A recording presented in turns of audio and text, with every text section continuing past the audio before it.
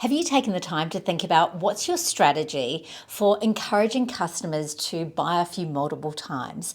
Because when we talk about what's the mission with selling handmade online, really the ultimate mission is that we're creating and attracting customers that want to buy off us again and again and again. So it's a really important piece of the puzzle.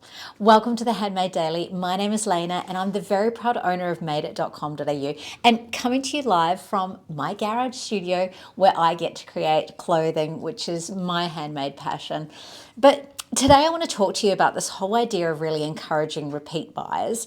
And when we talk about, some of the marketing terminology, it's like that idea of lifetime value of a customer. And it's about how we can create beautiful relationships where customers want to buy off us again and again and again. So I've got really three simple ideas that you can apply into your handmade business, which if you're not already doing this will really be a bit of a game changer. Now, first and foremost, the one that I would say is that when customers buy from you, it's really important the whole experience that they have from purchase to receiving the product. One of the times that we know that customers actually go through a little bit of, the idea that they're like, I shouldn't have bought that. Why did I buy that? And that sort of position there. It's about how can you create that trusted environment in which you can really say to customers, hey, I got your order. I'm real. I'm an artisan. You're not being scammed. All of these things that actually come up in the modern world. Well, one of the ways that we can do this is by making sure that we actually reach out to customers personally.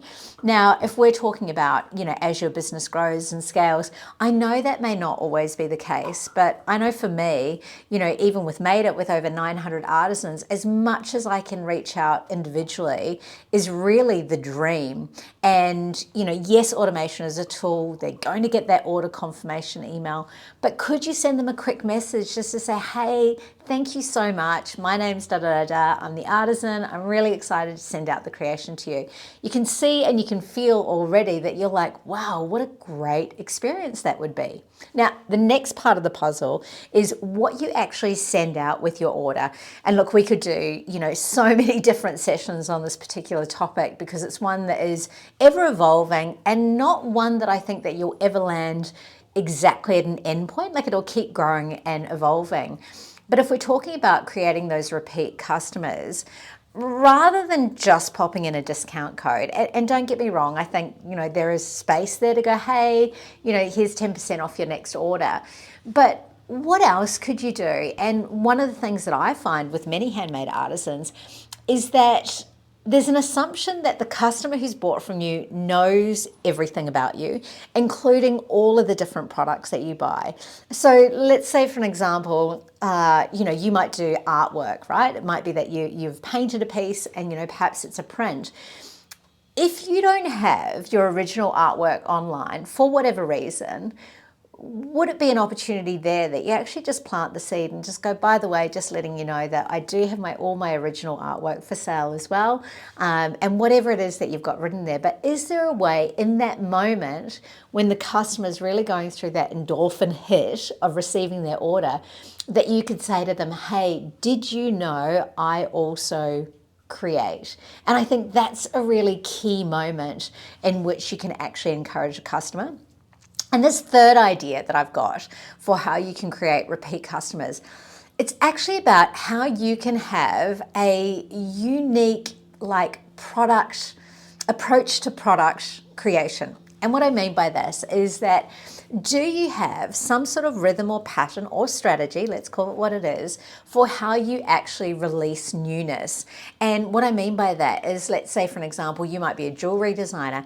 You might choose something something simple, like on the first week of the month, you always release something new.